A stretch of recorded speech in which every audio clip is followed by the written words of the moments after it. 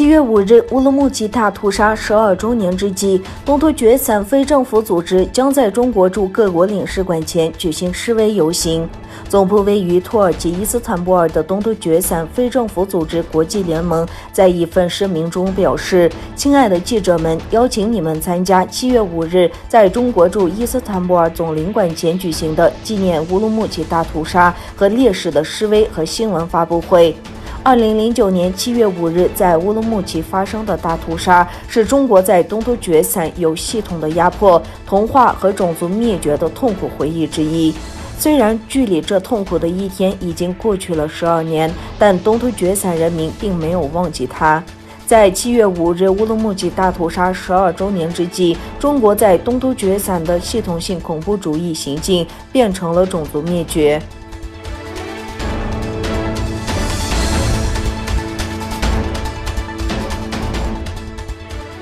澳大利亚的反华抗议活动仍在继续。7月2日，在澳大利亚阿德莱德的中国领事馆前举行了反对中国在东突厥散种族灭绝的示威活动。许多居住在阿德莱德的维吾尔人参加了东突厥散澳大利亚协会组织的抗议活动。抗议者在中国领事馆前高呼“关闭集中营”和“停止种族灭绝”等口号。澳大利亚东突厥散协会和东突厥散人权协会主席努尔穆哈默德·托尔克斯坦尼表示，他们打算继续这项运动，旨在向中国施压，反对中国在东突厥散的压迫和种族灭绝。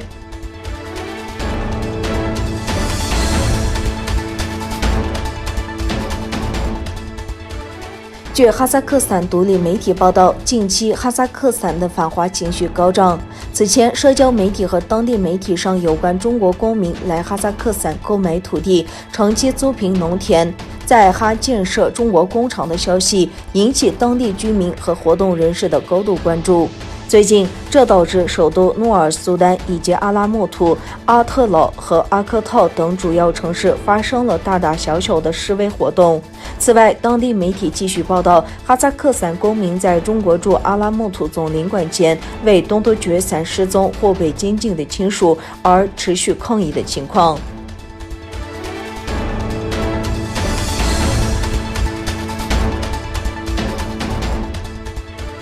克里姆林宫发言人德米特里佩斯科夫称，英国海军的 HMS 巡逻舰接近黑海的克里米亚是挑战性的，并表示美国是这一企图的幕后黑手。克里姆林宫发言人德米特里佩斯科夫在他参加的一个电视节目中谈到了议程上的问题。佩斯科夫评论英国海军军舰 HMS Defender 接近黑海克里米亚以及俄罗斯战机对其采取行动，并表示美国是幕后黑手。